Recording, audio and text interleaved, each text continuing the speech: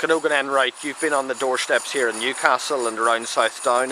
What are the issues being raised with you this election? Well, they don't seem to be the issues that I've read in the papers from Martin McGuinness or Peter Robinson. People seem to be very much more focused on bread and butter issues, and around here particularly about the jobs that could arise from the national park, and basically the sort of issues that county councils can deal with or that the Assembly itself could be dealing with. I was down in Kilkeel yesterday, for instance, talking to workers who were made redundant, primarily because energy costs were too high.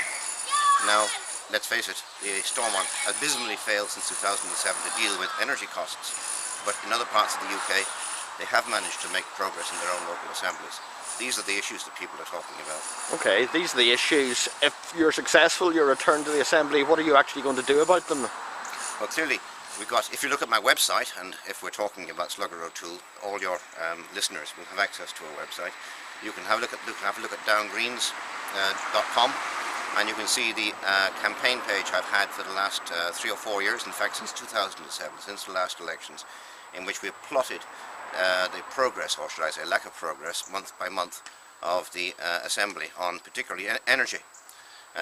Similarly, we have other campaigns on my website which you can look at, for instance the Down Hospital, in which month by month we have campaigned on that issue and highlighted where other parties have failed to do so. So they're issues that are very relevant to this area, both on a local basis but also to Northern Ireland as a whole, for instance energy. So I think you can see from my website the sort of things I would campaign on. Okay.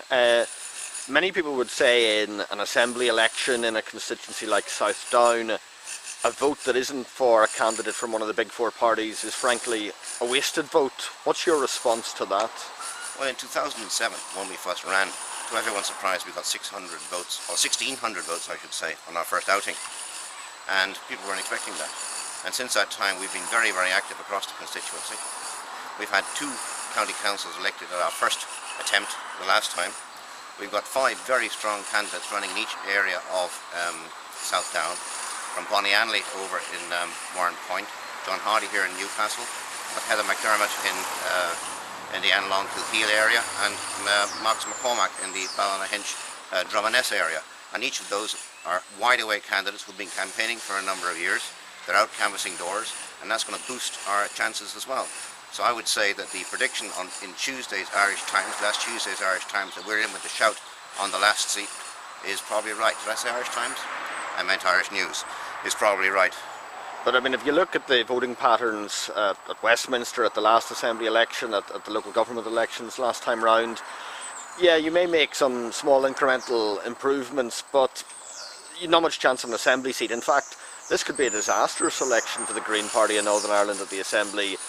Stephen Agnew, your party leader, could well lose the seat that Brian Wilson brought in on a strong personal vote last time round. You, frankly, probably have a limited chance of a seat here against the big four parties. This could be actually a step backwards for the Greens. Well, the situation in North Down's a bit different because here we didn't actually assume an independent to share a seat with us, if you follow me. We had organic growth. When we first ran here, we ran with 4 local government candidates and 2 of them got in.